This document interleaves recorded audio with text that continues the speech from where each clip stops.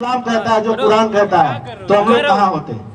आज सारे लोग जितने बुद्धिजीवी है, कहा जाता है कि जामिया नगर में हिंदुस्तान का सबसे बुद्धिजीवी मुसलमान रहता है। आप ये सोचिए कि आप एडमिशन कराने में भी घूस देते हैं और हराम कमाने और हराम खर्च करने में हम लोग सब आगे हैं, तो कैसे खालिद बिन वलीद पैदा लेगा? ये सोचने वाली बात है कि नहीं? जब आपकी शुरुआत ही गलत से होती है, हम जो हमारी जिम्मेवारी है उसको हम एहसान समझते हैं, जो हमें लोगों के लिए करना चाहिए उसको हम समझते हैं कि एहसान करते हैं। मैं इसीलिए आपको शुरू में कहा था, दो लोगों को सैल्यूट करने की जरूरत है, एक अपने घर के सबसे छोटे बच्चे को और दूसरा जो राजनीति कर रहा है। ये अब जान लीजिए, आप राजनीति करने वालों से नफरत करते हैं। कई लोग कहते हैं कि 125 रुपये का जो आवासीय बनता है गांव में, वो नेता लोग 150 रुपये में बनाता है, 25 रुपये खा जाता है। आप ये समझिए, जो ईमानदारी से राजनीति करेगा उसका घर कैसे चलेगा? आपने कभी नहीं सोचा कि 2 रुपए का पैकेट आपसे आलू खरीद के 10 रुपए में दे देता है, वो गलत नहीं कर रहा है। जो कंपनियां फंड करती है, आप ईमानदारी से सोचिए कि हमारे संविधान, हमारा कानून नहीं तय किया है कि 72 लाख रुपए, 70 लाख, लोकसभा चुनाव लड़ने में 70 लाख रुपया ना, 70 लाख आप मैक्सिमम खर्चा कर सकते हैं। लेकिन आप ये सोचिए कि 70 लाख कौन लोग खर्चा कर सकता है? वोट का अधिकार सबको है, चुनाव सब नहीं लड़ सकता, इनडायरेक्टली यही है। आप ये जानिए, हम में से कितने लोग हैं, मैं जब पॉलिटिकल साइंस बीए में था तो मुझे पूछा गया कि बीए पॉलिटिकल साइंस क्यों कर रहे हो? तो हमने कहा राजनीति करेंगे। तो राजनीति करने के लिए बीए करने की क्या जरूरत है? राजनीति करने के लिए जाओ, मर्डर करो, घुसखोरी करो, दलाली करो, राजनीति करो।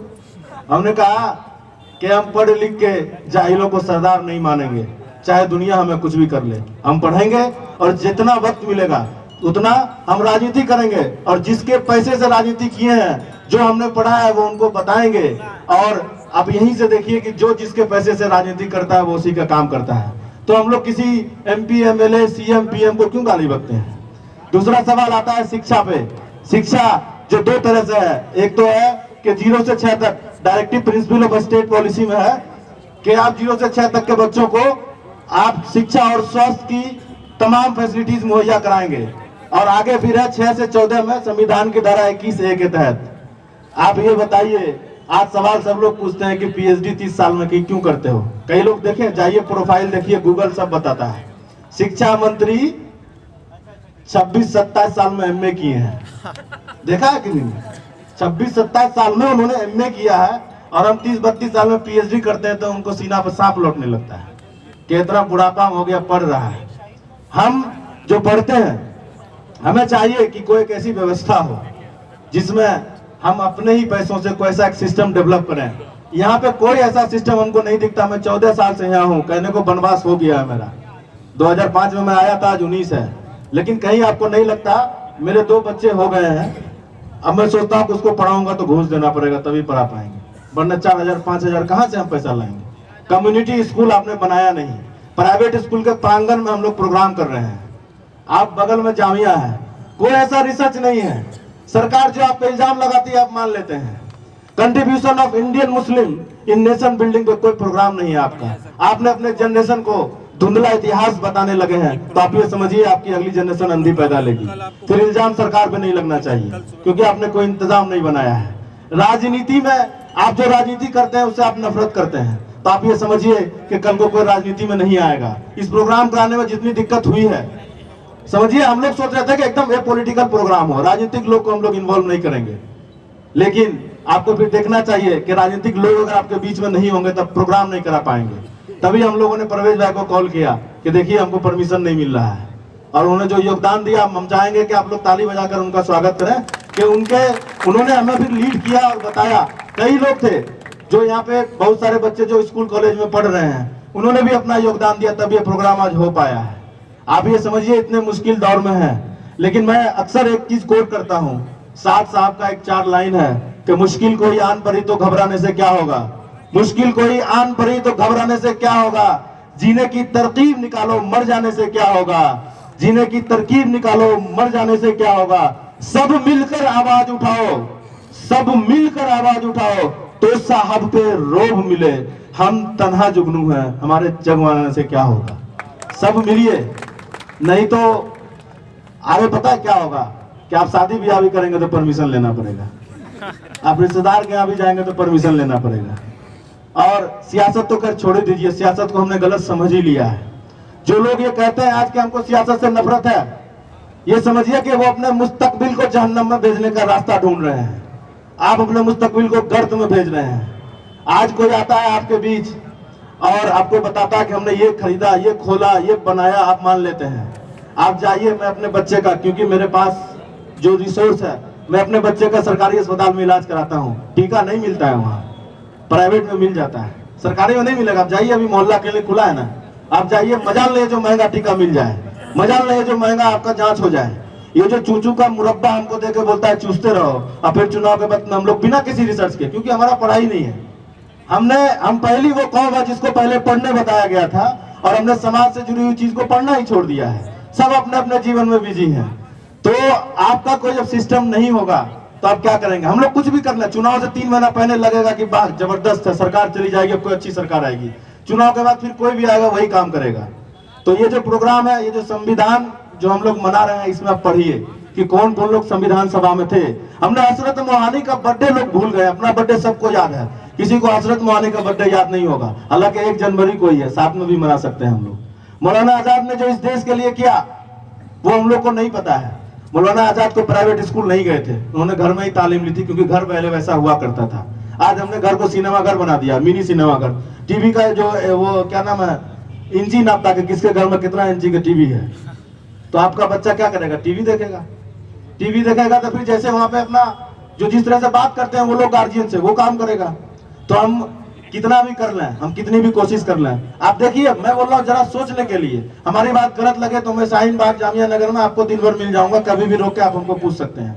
मेरा मानना है कि ये प्रोग्राम तभी सक्सेसफुल होगा जब यहाँ से निकलिए। मैंने कुछ लोगों को कहा है कि पढ़ने के बाद जो मेरा टाइम बचेगा मैं वो देने के लिए तैयार हूँ। आपको ऐसी एक कमेटी बनाइए, कम से कम जो हम पे इल्जाम लग रहा है उसी के बारे में हम रिसर्च करके डेटा लाएं। कम से कम हम पब्लिक को बताएं कि हम वो नहीं है, हम इस देश के मुसलमानों ने सबसे ज्यादा इस देश में कुर्बानी दी है। रानी लक्ष्मीबाई के बच्चों को हमने पाला है, उनके सैनिक के सिपह सालार हम लोग थे। हमें पहले मार के ही रानी लक्ष्मीबाई को हराया है अंग्रेजों ने। हम वो लोग थे जो दूसरों की रक्षा के लिए अपनी जान दे दिए, जो देश की रक्षा के लिए। इस देश में जो लिविंग लीजेंड थे, जो स्वतंत्रता आंदोलन में भाग लिया, सबसे ज्यादा यातना जेल में हजरत मोहानी को हुई है, और हम लोग उनको जानते भी नहीं, उनके बारे में बहुत कम लोग होगा जो जानते हो।